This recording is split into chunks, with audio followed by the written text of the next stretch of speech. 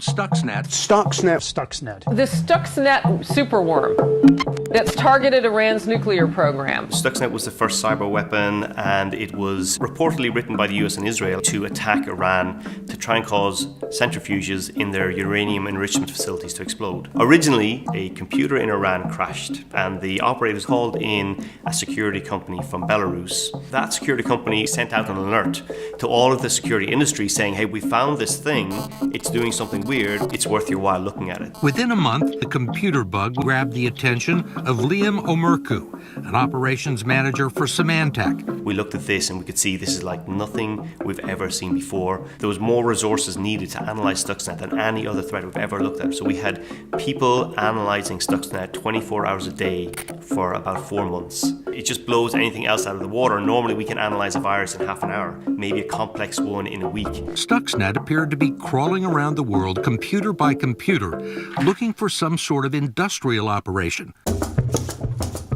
Immediately we saw it was attacking industrial control systems. Industrial control systems can turn on a conveyor belt, they can sense temperature, they can shut down a plant. They're what make all plants and factories run. So the creators of Stuxnet wanted it to be very targeted, but the environment that they wanted to get into is not connected to the internet. So what the attackers were trying to do is get the contractors to bring in an infected laptop, an infected USB key. In order for that to happen, they had to actually infect a lot of people because they didn't know which one of these people was going to be the one who would carry it into the plant. We had about 250,000 infections in the US, Australia, UK, Germany, France, Malaysia, India, all over the world. The worm needed to spread out as much as possible in order for it to try and find a path into the uranium enrichment facilities. They were prepared to take that risk of being discovered by being more aggressive. That's ultimately the reason why it was found.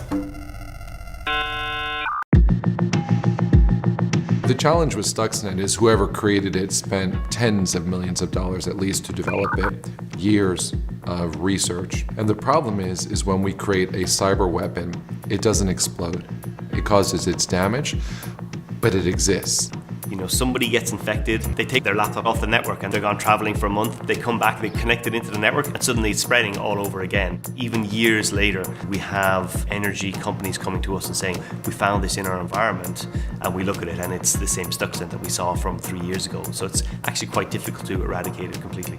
The Iranians caught it, figured out what happened, decompiled it, and reverse engineered it. Stuxnet opened Pandora's box. It showed that these systems can be attacked, and actually here's a blueprint of how you can do it. So it's as if we've dropped a atomic bomb that didn't explode with an instruction manual. And now people can take that same bomb and throw it over the fence at us. So the problem with the proliferation of cyber weapons is that you don't control who gets them. Everybody can get them, and then we have the situation of mutually assured destruction yet again. I want you to just think for a moment about what happens if there's what's called a false flag attack. Somebody appears to be attacking from country A. It's actually country B masquerading as if it's country A, and we choose a massive response against country A. The consequences of this could be devastating.